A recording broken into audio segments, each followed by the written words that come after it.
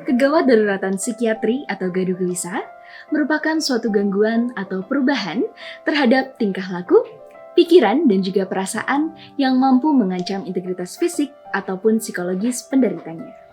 Oleh karena itu, pasien ini membutuhkan pertolongan medik psikiatri secara cepat dan tepat.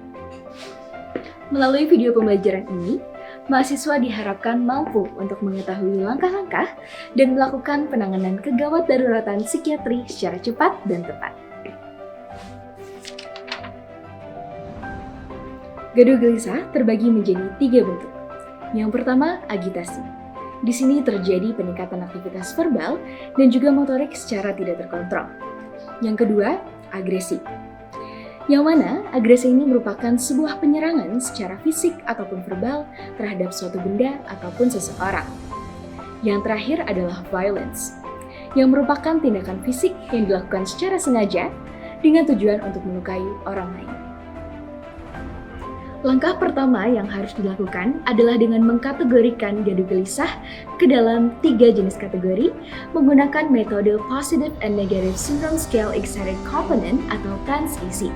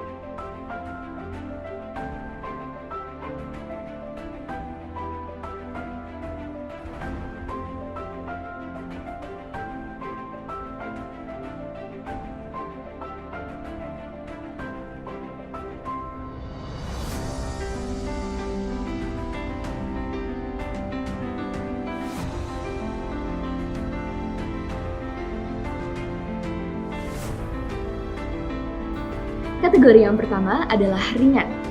Dalam hal ini, pasien sudah merasa gelisah namun masih bisa kooperatif dengan nilai kurang dari sama dengan 3. Yang kedua adalah sedang. Perilaku pasien dalam hal ini sudah cukup mengganggu namun tidak membahayakan dengan nilai PANS-EC kurang dari sama dengan 4. Kemudian yang terakhir yaitu berat, merupakan tindakan pasien yang sudah sangat mengganggu dan juga membahayakan baik untuk dirinya sendiri, orang lain, maupun lingkungan sekitarnya.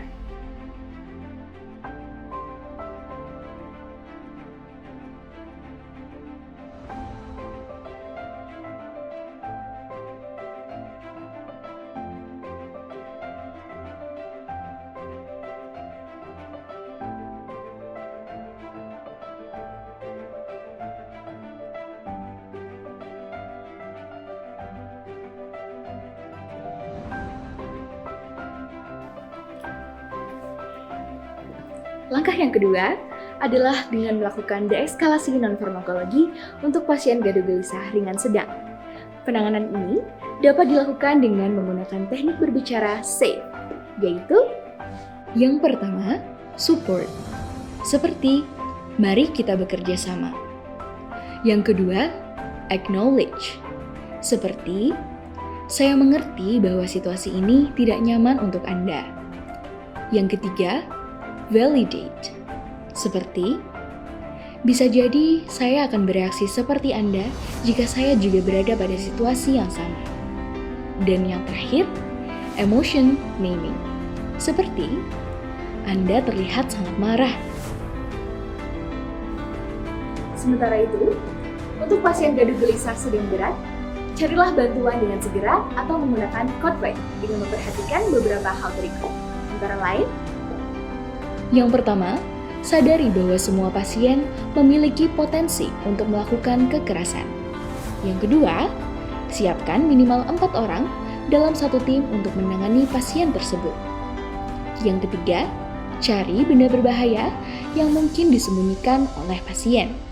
Dan yang terakhir, cegah perlukaan maupun cedera.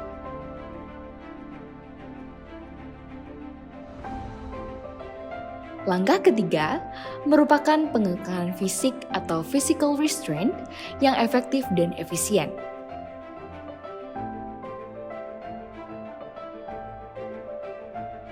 Dimulai dari tahap pendekatan dengan memperhatikan hal-hal yang harus dilakukan dan hal-hal yang tidak boleh dilakukan. Untuk selengkapnya, dapat dilihat pada tabel berikut.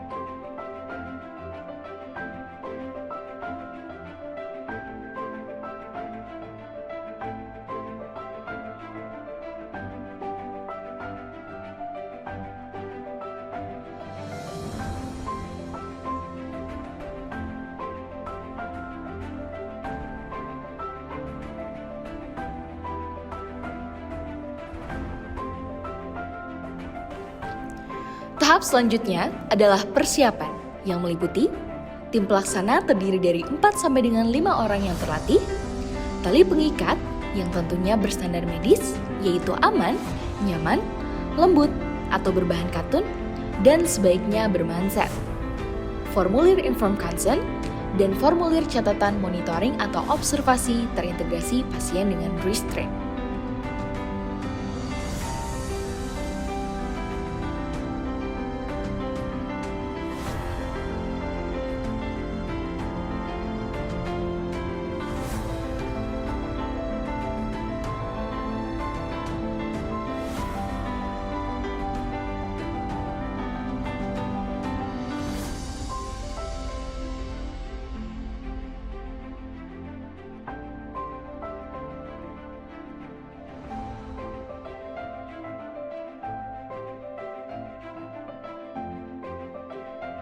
Setelah pasien sudah menjadi lebih tenang dengan pengekangan di bagian leher, tangan, dan kaki, selanjutnya pasien dapat dengan segera dipindahkan ke atas bed untuk dapat diikat.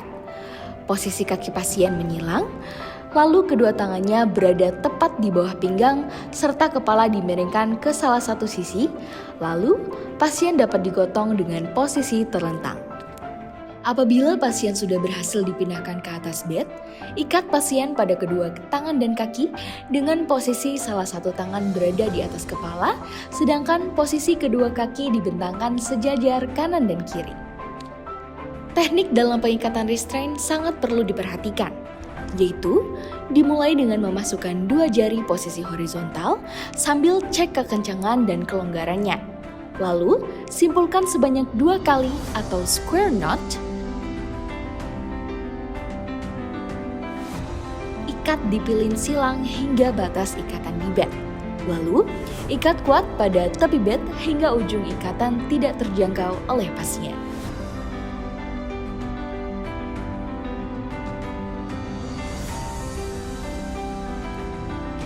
Tindakan restraint memiliki batasan waktu yang disesuaikan dengan usia pasien, yaitu usia lebih dari 18 tahun maksimal 4 jam, usia 9 sampai dengan 17 tahun maksimal 2 jam, dan usia kurang dari 9 tahun maksimal selama 1 jam. Dapat diperbarui hingga maksimal 24 jam. Evaluasi kesiapan pelepasan restraint juga dapat dilakukan dengan memperhatikan tanda dan gejala, nilai pants isi kurang dari sama dengan 3, dan insight lebih dari sama dengan 4.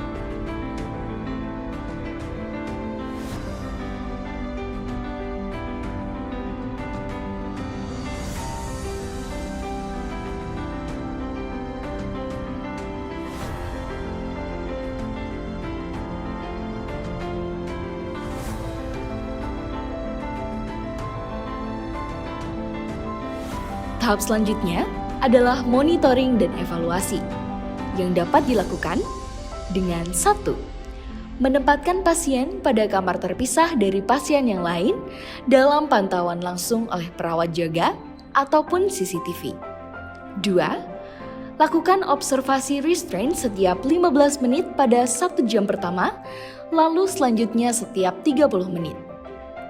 Cek mengenai vital sign, tanda cedera terkait restraint, nutrisi dan hidrasi, sirkulasi dan rentang gerak ekstremitas, termasuk kuat lemahnya ikatan, hygiene dan eliminasi, status fisik dan psikologis, serta kesiapan untuk lepas restraint. 3. Perhatikan privasi pasien. 4. Berikan rasa aman dan nyaman. 5. Lakukan perawatan dan pemantauan pada daerah pengikatan. 6. Lakukan latihan gerak pada tungkai yang diikat secara bergantian setiap 2 jam dan lakukan perubahan posisi pengikatan. 7. Evaluasi secara periodik kelanjutan restraint dengan melibatkan pasien. 8. Minta bantuan keamanan. Dan yang terakhir adalah membuat SPO restraint termasuk monitoring dan dokumentasi. Langkah keempat adalah pemberian obat atau chemical restraint. Berikut adalah obat-obatan yang dapat diberikan.